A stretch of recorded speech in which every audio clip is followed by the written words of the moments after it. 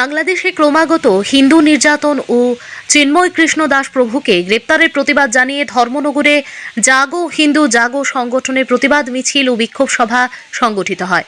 শনিবার বিকেল ৫টা নাগাদ প্রথমে ধর্মনগরের দেওয়ানপাশা থেকে এক মশাল মিছিল বের হয়ে দীর্ঘ ৫ কিলোমিটার পায়ে হেঁটে ধর্মনগর শহরে এসে শহরের বিভিন্ন গলি অতিক্রম করে এবং পরে শহরে এক বিক্ষোভ সভা অনুষ্ঠিত হয়।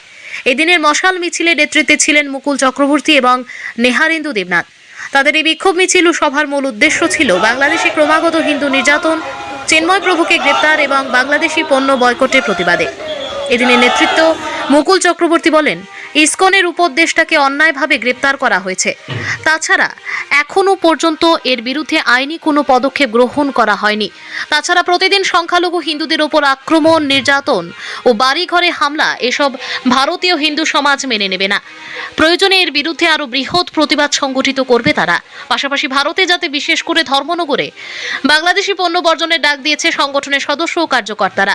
তাছাড়াও শহরের বিভিন্ন দোকানে গিয়ে তারা বাংলাদেশের পণ্য বর্জনের জন্য অনুরোধ করবে।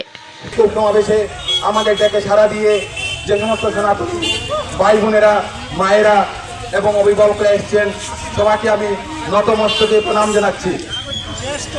আমাদের উপস্থিত আছেন আমাদের সাথে আমাদের ধর্মনগর ইস্কন মন্দিরের পশ্চিম থানার ৮ ঘন্টা পর তাদের রিলিজ করে দিলেন।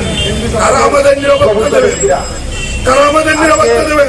আপনারা দেখবেন না, গত কয়েকদিন আগে আগরতলা শহরের বুকে কংগ্রেসের বিধায়ক রাজধানীর সামনে একদিকে পূর্ব থানা, তার সঙ্গে ফুলবাজার আউটপোস্ট, তার থেকে ১০০ মিটার দূর গোপাল রায়ের বাড়ি, তার বাড়ির সামনে ওই এলাকার বাইক বাহিনীরা দুজন পূর্ব থানার সাব ইন্সপেক্টরকে সংবাদ মাধ্যম উঠলো কিলিয়ে তক্তা বানিয়ে দিল। এই সংবাদ আমাদের পড়তে হচ্ছে, এই সংবাদ আমাদের পড়তে হচ্ছে। একজনের রেস্ট করেন না, তারা বললেন তারা ওই এলাকার জুয়ারি পুলিশকে মারে, আদালতে তারা বিচার পুলিশকে খুন করে নিরাপত্তা আমাদের কে দেবেন? তার জন্য বলছে এখানে অনেক প্রেমিক, অনেক গোষ্ঠী, অনেক সেকুলারবাদীরা অনেক বড় বড় কথা বলে থাকেন। আজকে তারাই বা কোথায়? বাংলাদেশের ঘটনা নিয়ে তোমরা চুপ কেন? কেন তোমাদের আওয়াজ নেই? আমাদের হিন্দুদের কি মানবাধিকার নেই? আমরা আমাদের শান্তিপূর্ণ, আমাদের উদার মনোভাবের সুযোগ তোমরা নিচ্ছ কেন? এর জন্য আমাদের এই প্রতিবাদ বিক্ষোভ কর্মসূচি। আমি বলতে চাই যে আমাদের এই যে হিন্দু মঞ্চের কার্যক্রম শুধু আজকের এই বিক্ষোভ সমাবেশ বা মিছিল দিয়ে শেষ নয়। আমাদের আসল উদ্দেশ্য এটা নয়। আমাদের আসল উদ্দেশ্য আমাদের এই ঘুমন্ত হিন্দু সমাজকে জাগ্রত করা। যে হিন্দু সমাজ ঘুমিয়ে আছে সেই হিন্দু সমাজকে তার ইতিহাস স্মরণ করিয়ে দেওয়া।